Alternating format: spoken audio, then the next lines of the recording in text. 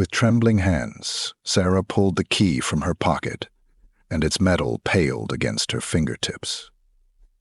A faint glimmer of hope mingled with the overwhelming weight of humility, as the faint hum of distant traffic and the rustle of dry leaves filled the cold evening air around her. Each step towards the door was like a journey through years of pain and lost dreams, each step resurrecting memories she tried to suppress. There was no other way out, and maybe the 8th chance for a miracle would finally happen. Something good was going to happen in her life. She had just been released from prison after years of confinement, and now she could adjust to life again. But what kind of life awaited her?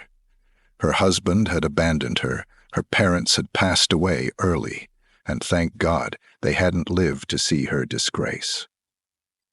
And the loss of Emma, a few friends seemed to remain. At least they hadn't stopped talking to her altogether. Emily even visited her from time to time.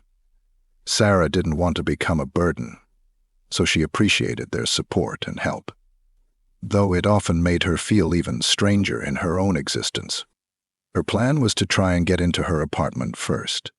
After all, it had been bought during the marriage, and she still technically owned it. Her friends had urged her not to do it, not wanting her to get even more upset. They were sure her husband wasn't expecting her. Emily had blabbed something similar, so Sarah didn't hold out hope that her key would work. But still, she didn't give up hope.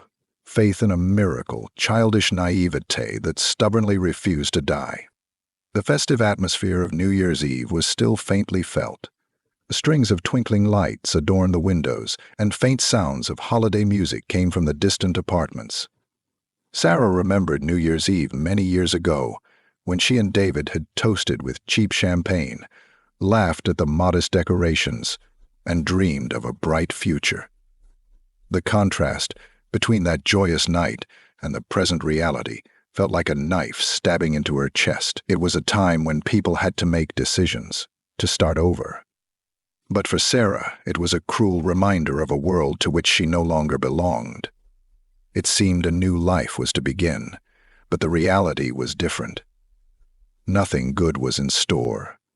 She had served her time in prison, and this stain would stay with her forever. But she allowed herself to dream, if only for a moment. Smiling to herself, Sarah inserted the key into the lock. To her surprise, the lock turned easily, as if she had just returned from work after all these years. The thought made her smile bittersweetly. She imagined cooking dinner and waiting for her husband. Then the thought of him hit her like a bucket of cold water, and she sobered, almost laughing at her own stupidity. Of course, he wasn't expecting her. There was no need to cook for him. Why hadn't he changed the lock? Probably out of laziness. David wasn't the type to make an effort unless absolutely necessary. He'd probably cut her out of his life long ago, though he hadn't divorced her. Sarah hesitated as she crossed the threshold of the apartment and smelled the familiar odor of old wood and faint perfume. To her surprise, she was greeted by a stranger. The young woman looked frightened at first, but after a few moments her expression became angry. She opened her mouth, preparing to scream, but stopped abruptly. Instead, she approached Sarah, her presence assertive yet cautious. "Who are you?" the stranger demanded angrily, her voice trembling slightly. Sarah didn't have time to answer before an older woman's voice came from the other room. "Charlotte? What's going on?" It was David's mother, Margaret, entering the room. Sarah hadn't expected to see her here. Margaret's eyes widened at the sight of her former daughter-in-law. Grabbing Charlotte's arm, she stared at Sarah with a mixture of indignation and thinly veiled fear. "You have no right to be here. I have to call the police," Margaret snapped in a sharply raised voice. Sarah forced herself to smile tiredly, though her heart was pounding frantically. "That won't be necessary, Margaret. I've served my time, and legally I still own half of this apartment." Margaret's face flushed, a mixture of embarrassment and anger reflected on it. "That's impossible. It hasn't even been 10 years yet." "It really is. "I was released early for good behavior," Sarah replied calmly, though there was a note of defiance in her voice. She glanced at Charlotte, who stepped back slightly. "And who are you?" Charlotte's gaze darted nervously between Sarah and Margaret, her confidence wavering. Margaret didn't answer. Instead, she began to stammer, trying to ignore Sarah's presence altogether. But Sarah didn't care about arguing. All she wanted to do was pack her things and leave. "Don't worry," Sarah said. "I'm not going to stay. I just need my things." She walked to the balcony where the box containing her things stood. The box was dusty, its edges frayed from years of neglect. Inside, she found a faded photo album, a cracked mug she had once used for her morning coffee, and a small box containing her wedding ring. Each item carried the weight of her former life, evoking bitter and sweet memories. Even the clothes, musty and moth-eaten, seemed like fragments of a person she hardly recognized.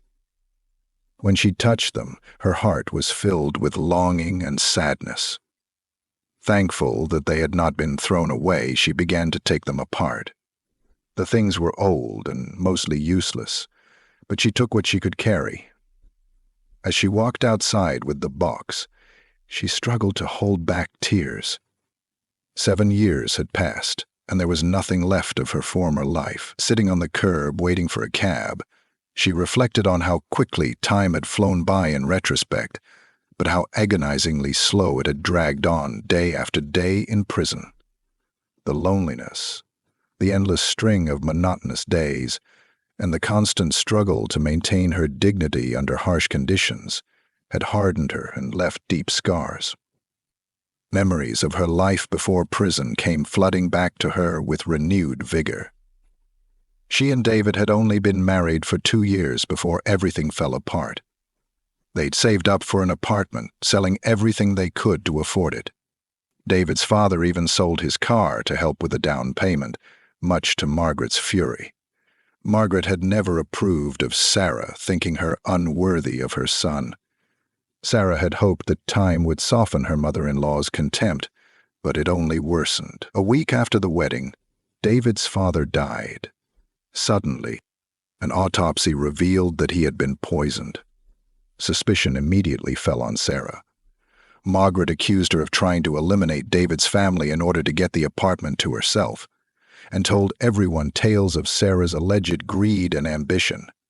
She emphasized Sarah's rural upbringing, insinuating that Sarah's desperation to escape her past drove her to commit a terrible act. The evidence against Sarah was flimsy, but convincing. Poison was found in the lining of her jacket, though Sarah had no idea how it had gotten there. Despite pleading not guilty, Sarah was sentenced to 10 years in prison. The betrayal hurt her deeply, especially knowing that David thought she was guilty. Her family had tried to find and peacefully settle with her, yet it was basically thrown away. Now sitting on the curb, Sarah tried to piece together the events that had led to her imprisonment. She thought about Margaret's unwavering hatred and how she had always preferred appearances to the truth. The night before, Sarah had found something hidden in her jacket, a false purple fingernail, identical to the one Margaret had worn at her wedding. The realization struck her like lightning. Margaret had set her up. The next morning, Sarah met with Margaret. At first, Margaret refused to let her into the house, but Sarah's insistence broke through. Inside, Margaret's defenses crumbled. She fell to her knees and, sobbing, confessed everything.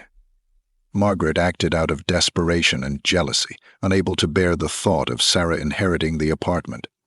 She poisoned and arranged for Sarah's death. The weight of guilt had tormented her for years, and this confession seemed to give a welcome release to her inner torment.